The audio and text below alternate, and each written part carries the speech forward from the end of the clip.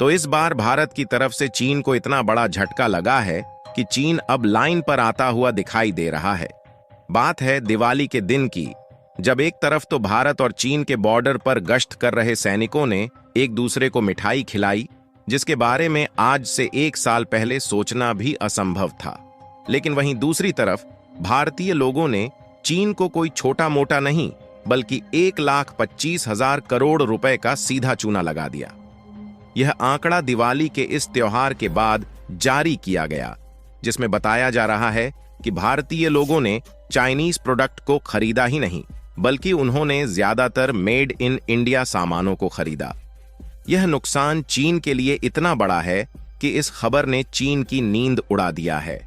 क्योंकि यह वही चीन है जो हर बार भारतीय त्योहार से जमकर कमाई करता था। लेकिन इस बार भारतीय लोगों ने जिस तरीके से चाइनीज प्रोडक्ट को इंडियन मार्केट में बहिष्कार करना शुरू किया, उससे चीन मिट्टी में मिल चुका है। पूरी डेवलपमेंट क्या है इस वीडियो में समझते हैं, लेकिन आगे बढ़ने से पहले भारत ने चीन को जबरदस्त चूना लगाया है, उसके लिए इस वीडियो को एक लाइक करके चैनल को सब्सक्राइब जरूर कर लीजिए, क्योंकि आपके लिए 1 सेकंड का काम है, लेकिन इससे हमारी काफी बड़ी मदद होती है।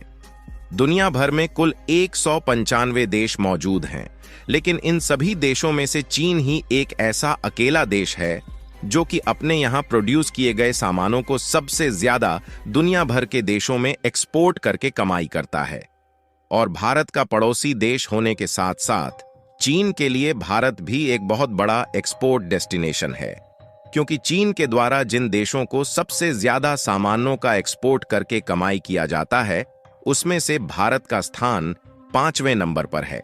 और खासकर भारतीय त्योहारों के माध्यम से चीन की कमाई हर साल जमकर होती है, क्योंकि दिवाली, रक्षाबंधन और होली जैसे त्योहारों में चाइनीज प्रोडक्ट जैसे कि इलेक्ट्रिक सामान और बाकी के डेकोरेशन वाले आइटम्स की बिक्री इंडियन मार्केट में काफी ज्यादा होती है, क्योंकि चीनी कंपनियां प्रोडक्ट की क्वालिटी को घटिया करके इंडियन मार्केट में लो प्राइस में बेचती है। और इस तरीके से भारत के लोगों द्वारा त्योहारों में खर्च किया गया इन प्रोडक्ट के लिए जो ज्यादा पैसा होता है वह चीन की जेब में चला जाता है। और इससे चीन की कोई थोड़ी बहुत नहीं बल्कि लाखों करोड़ों डॉलर्स में एक एक त्योहार के दिन कमाई होती है। यानी कि एक तरीके से चीनी कंपनियां अपनी घटिया क्वालिटी के प्रोडक्ट देकर सस्ते सामान के नाम पर भारतीय लोगों को छूना लगा जाती है। लेकिन इस बार की दिवाली पर हम लोगों ने चीन को ऐसा जबरदस्त चूना लगाया है कि चीन उसे सदियों तक नहीं भूलने वाला, क्योंकि यह रिपोर्ट दिवाली के बाद ही निकलकर सामने आई, जिसमें आप साफ साफ देख सकते हैं कि चाइनीज सामान को भारतीय लोगों ने खरीदा ही नहीं, जिससे चीन को इंडियन मार्केट से लगभग 1,25,000 करोड़ रुपए का नुकसान उठाना पड़ा है। और ऐसा भी नहीं है कि लोगों ने डेकोरेशन के लिए सजावट के सामानों को नहीं खरीदा, बल्कि लोगों ने इस बार हर बार की अपेक्षा जमकर खरीदारी की, लेकिन चाइनीज प्रोडक्ट की जगह पर मेड इन इंडिया का जलवा देखने को मिला। वैसे देखा जाए तो यह पहली बार नहीं है जब चीन को इंडियन मार्केट से त्योहार के सीजन में नुकसान का सामना करना पड़ा है, बल्कि पिछले 2-3 सालों से दिवाली और धनतेरस पर चाइनीज प्रोडक्ट्स की डिमांड भारतीय बाजारों में लगातार घटती जा रही है। खासकर डेकोरेटिंग आइटम्स की बिक्री पहले के मुकाबले काफी घट गई है।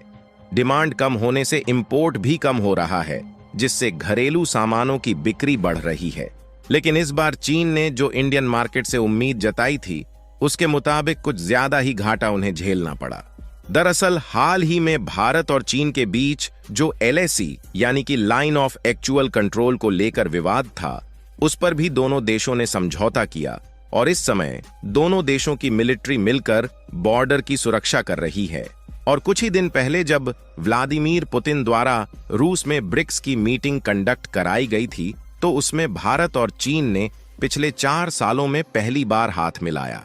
और न सिर्फ दोनों देशों के बीच चल रहे विवाद को लेकर मुद्दा उठाया गया, बल्कि व्यापार को भी लेकर बातें की गईं,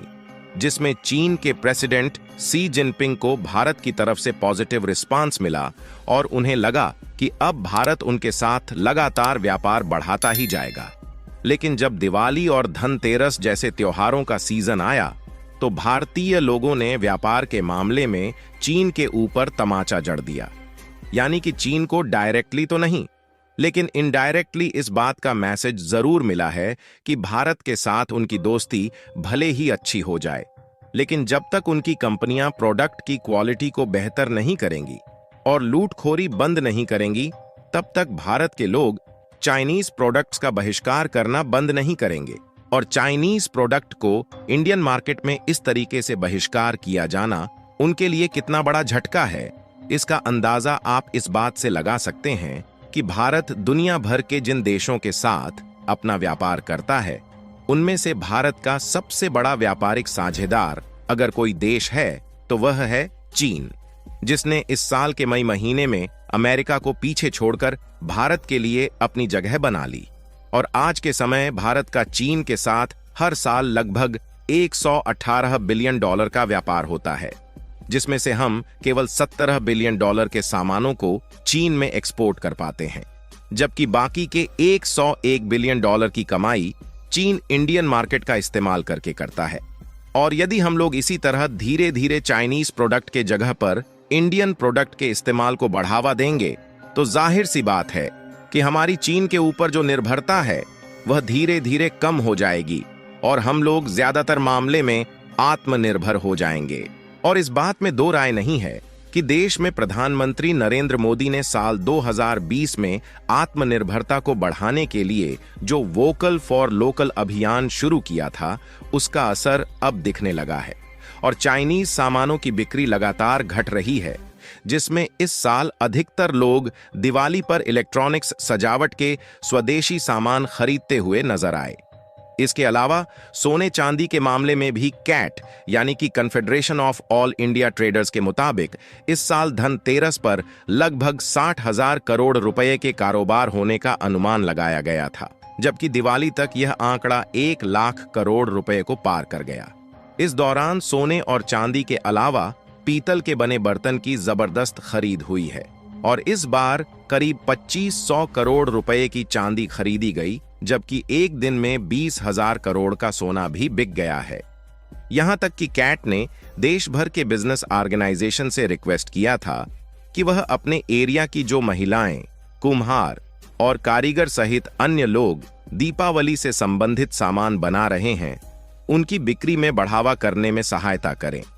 और ऐसा उन्होंने किया भी, जिससे छोटे मोटे कारीगरों में जागरूकता बढ़ी और उन्होंने इस बार भरपूर मात्रा में घरेलू तौर पर सजावट के सामानों को तैयार किया। और ओवरऑल पूरे भारत में जिस तरीके से ऑर्गेनाइजेशन बढ़ रहा है और घरेलू तौर पर प्रोडक्शन को बढ़ावा दिया जा रहा है, इससे वह समय दूर नहीं है जब भारत एक ऐसा देश बन जाएगा जो सबसे ज्यादा आत्मनिर्भर होने वाला है। अगर आप भी भारत देश से प्यार करते हैं और आगे बढ़ते हुए देखना चाहते हैं, तो कमेंट बॉक्स में मेड इन इंडिया की बौछार कर दें और इस वीडियो को एक लाइक करके अपने मित्रों तक शेयर जरूर करें ताकि उन्हें भी जानकारी मिल सके। इसी तरह और भी नॉलेजेबल वीडियो देखने के लिए चैनल को सब्सक्राइब करके बेल आइकन को ऑल पर जरूर सेलेक्ट करें। जय श्री राम।